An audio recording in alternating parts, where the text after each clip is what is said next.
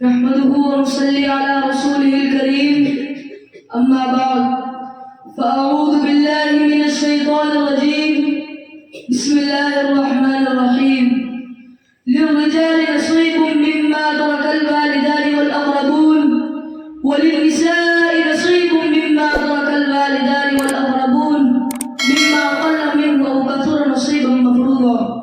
وقال النبي صلى الله عليه وسلم تعلموا الفرائض وعلموها الناس. صدق اللہ رسولہ النبی الکریم. میرے پیارے دوستو، آج کی اس مبارک مجلس میں میری تقریر کا عنوان عورت اور حق وراثت ہے. موضوع کی نزاکت اور اہمیت کے پیش نظر درخواست کی جاتی ہے کہ توجہ کے ساتھ سنا جائے اور میدان میں عمل میں اترنے کی پوری کوشش کی جائے. اس قرآن و حدیث کی اس حکم کی اس قدر تبلیغ کی جاتی ہے کہ غفلت کی نیند میں سوئی ہوئی قوم و ملت بیدار ہو جائیے. تو لیجیے ذرا کان کھول کر سن لیجیے.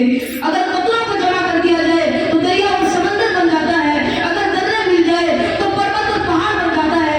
اگر بنولی پر محنت کی جائے تو عمدہ قسم کا لباس بن جاتا ہے. اگر موتی پلو دی جائے تو حسینوں کے گلے کا ہار بن جاتا ہے.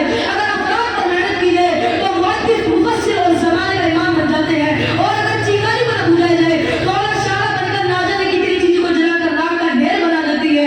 اور اگر خود بخود ہونے والی جھاڑیوں کو نہ کاٹا جائے تو خوفناک جنگل تیار ہو جاتا ہے. اور اگر دریا سے رسنے والے پانی کو بند نہ کیا جائے تو سیلاب بن جاتا ہے.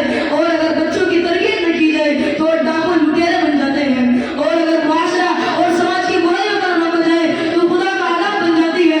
چنانچہ آج ہمارے معاشرے میں جہاں بے شمار برائیاں ہیں ان میں سے دو خطرناک برائی عورت کو وراثت کے اصل محروم کرنا بھی ہے. مذہب اسلام نے دنیا میں انسانوں کے حقوق کی جس قدر رعایت کی ہے اس کی مثال پیش نہیں کی جا سکتی. شاہد اور جہاں صلی اللہ علیہ وسلم نے فرمایا خدا کی قسم وہ شخص مومن نہیں ہو سکتا کہ جس کے شر اور برائی سے اس کا پڑوسی مطمئن نہ ہو. شاہد اور جہاں صلی اللہ علیہ وسلم نے فرمایا جو شخص اللہ اور اس کے رسول پر ایمان رکھتا ہے وہ اپنے مسلمان کا احترام کرے. شاہد اور جہاں صلی اللہ علیہ وسلم نے زمین پر بسنے والے ہر انسان کے اوپر رحم کرنے کی ہدایت فرمائی. شاہد اور جہاں صلی اللہ علیہ وسلم نے دوسروں کے ساتھ عدل انصاف کا حکم دیا. شاہد اور جہاں صلی اللہ علیہ وسلم نے فرمایا اس شخص کا ایمان نہیں جس میں امانت داری نہیں. شاہد اور جہاں صلی اللہ علیہ وسلم نے صداقت اور سچائی کی تعلیم دی. شاہد اور جہاں صلی اللہ علیہ وسلم نے ناپ تول کو صحیح رکھنے کی ہدایت دی. شاہد اور جہاں صلی اللہ علیہ وسلم نے ناحق خون بہانے سے منع فرمایا. شاہد اور جہاں صلی اللہ علیہ وسلم نے فرمایا کسی کا مال اس کی اجازت اور خوشدلی کے بغیر حلال نہیں. محترم حضرات، مذہب اسلام حق وراثت مذہب اسلام میں عورتوں کے لیے واجب تحفہ ہے کہ اس کے ساتھ دنیا کے دھرم اور مذہب خالی ہے. مذہب اسلام سے پہلے عورتوں کی کوئی عزت نہ تھی. عورتوں کو باقی جھوٹی سمجھا جاتا تھا.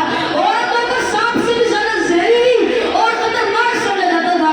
کہا جاتا تھا کہ سانپ کے ڈسے کا علاج تو ممکن ہے مگر عورت کے ڈسے کا علاج ممکن نہیں. عورت کو شر اور برائی کی بیٹی کہا جاتا تھا. عورتوں کو سلامتی کی دشمن کہا جاتا تھا. لوگ اپنے گھر میں لڑکی پیدا ہونے کا برداشت نہیں کر پاتے تھے. جانوروں کی طرح عورت کو بیچا اور خریدا جاتا تھا. مطلب اسلام سے پہلے عورتوں کی کوئی پوزیشن نہ تھی. آج کا دن دعوت ولادت کے وقت ننگی تلوار لے کر گھر کی چوکھٹ پر کھڑا ہو جاتا تھا. اور اگر اسے لڑکا پیدا ہونے کی خبر ملتی تو خوشیاں منائی جاتی. اور اگر لڑکی پیدا ہونے کی خبر ملتی تو اس کا خون کھول جاتا تھا.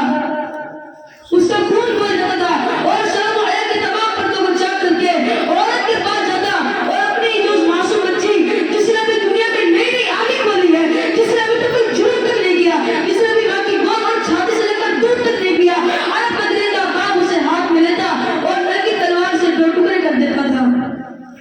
محترم حضرات، مذہب اسلام ہم سب کو یہ تعلیم دیتا ہے کہ جب کسی کا انتقال ہو جائے تو سب سے پہلے اس کے مال و دولت میں سے کفن دفن کا انتظام کیا جائے. اس کے بعد اگر اس کے دل میں کسی کا